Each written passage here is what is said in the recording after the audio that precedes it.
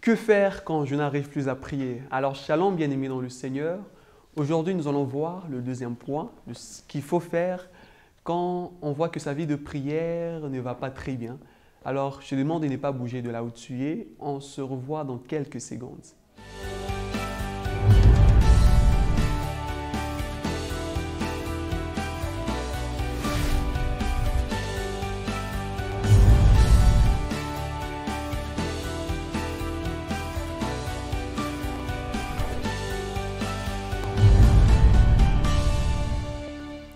Alors, dans le premier épisode, nous avons vu que le manque de foi empêche un chrétien de prier.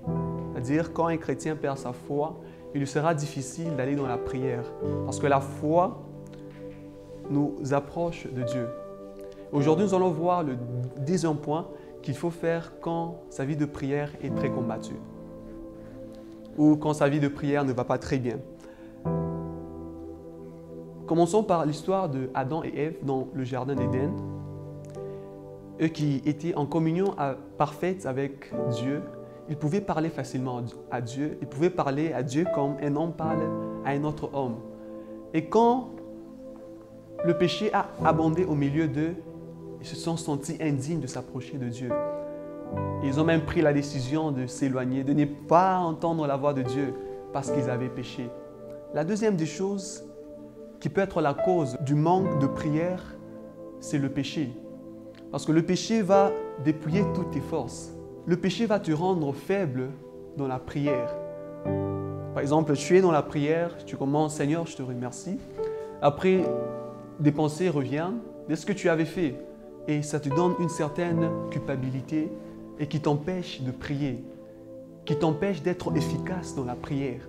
À chaque fois qu'Israël péchait contre Dieu, Israël s'éloignait de Dieu.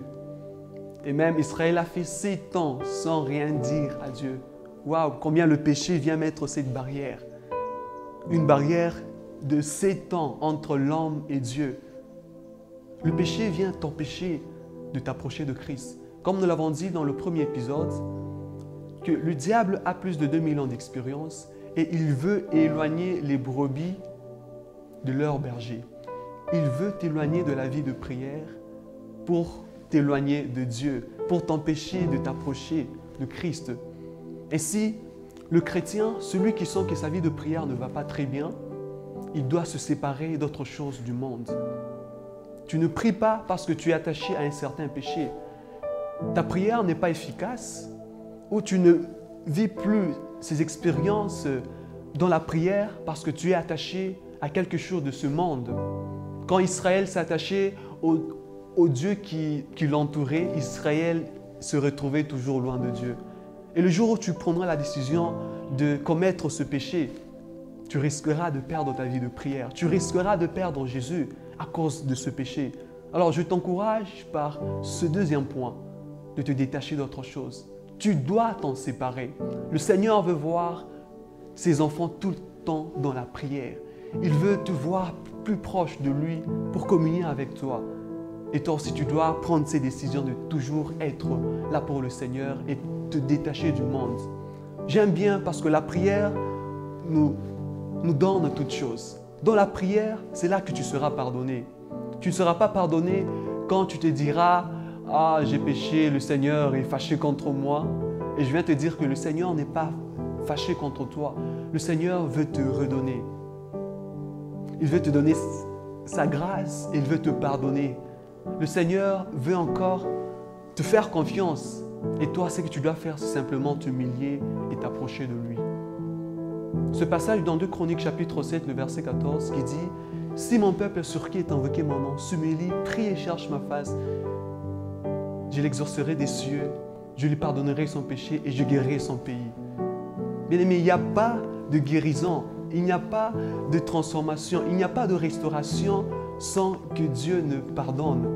Et avant que Dieu ne pardonne, il exauce d'abord ta prière. Et avant l'exaucement, tu dois t'humilier, t'approcher de lui. S'il y a un lieu où les gens sont pardonnés, s'il y a un lieu où des vies sont transformées, c'est dans la présence de Dieu, dans la prière, là où tu t'humilies pour chercher la face de Dieu. Bien-aimé, ne va pas loin. Même si tu as péché contre lui, reviens à lui. Le Seigneur va te pardonner. Le Seigneur va guérir ton pays. Le Seigneur va guérir, va panser tes plaies. Parce que le Seigneur a la solution à tous tes problèmes. Je t'encourage, reviens au Seigneur et tu verras que ta vie de prière, ça ira de plus en plus mieux.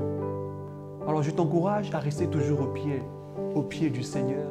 Parce que le Seigneur a encore des grandes choses à faire avec toi. Que le Seigneur, Dieu, vous bénisse abondamment. C'était votre frère Israël de l'aide Herbalites et que mon Dieu vous bénisse.